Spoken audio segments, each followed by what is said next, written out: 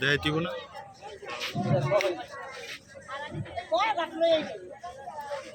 এখানে আমাদের মাঝে উপস্থিত আছে দিগড় বড় মন্দিরের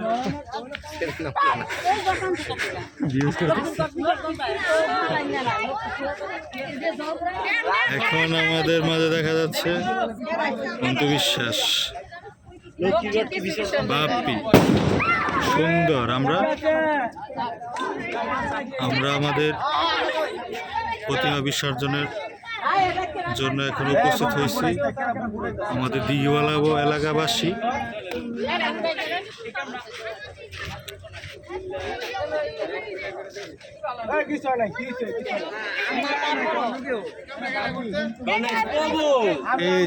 এই যে ছেলেটা অনেক পরিশ্রম করছে, দেখেন আপনারা।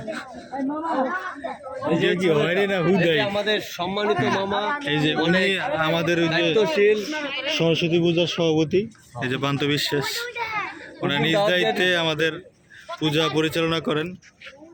আগামী কিছুদিন পরে আমাদের সরস্বতী পূজার আয়োজনের সুব্যবস্থা।